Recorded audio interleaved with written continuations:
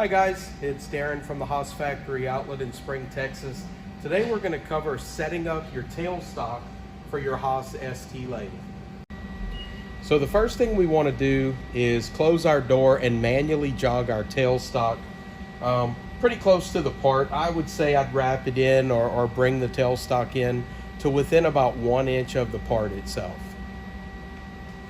Okay, so once you get your tailstock manually in place, it's over to the control. You're going to go to the settings page, and we can navigate the different tabs at the top of the settings page, but the page you're looking to go to is called your user positions tab. So you'll want to go over to user positions. You'll want to go down to your tailstock settings, push the right arrow key to enter the tailstock setup page. And what you're going to do, you're going to notice the first question is going to be the tailstock retract distance. So this is simply how far do you want your tailstock to back away from the part.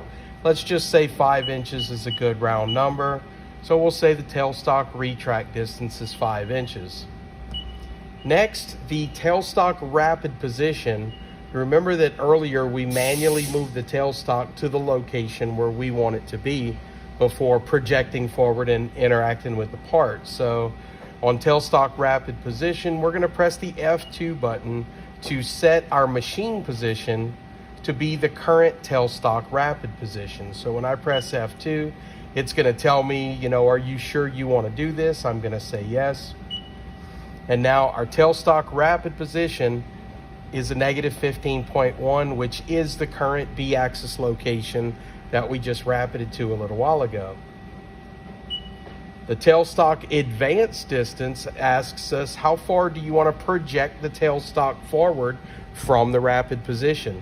So if we bring our tailstock manually about 1 inch off of the face of the part, the next thing we'll want to do is we'll want to make that advance distance be just a little bit larger than what we did. Typically I'll stop about 1 inch in front of the part.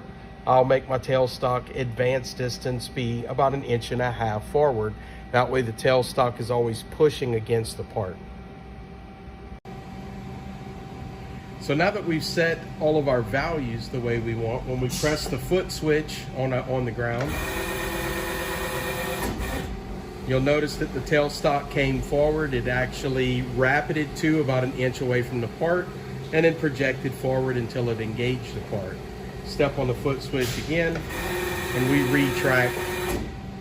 We go back to our retract distance that we set earlier.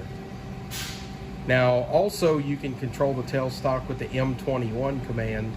M21 for tailstock forward, M22 for tailstock reverse, and accomplish the same thing. Thank you for watching.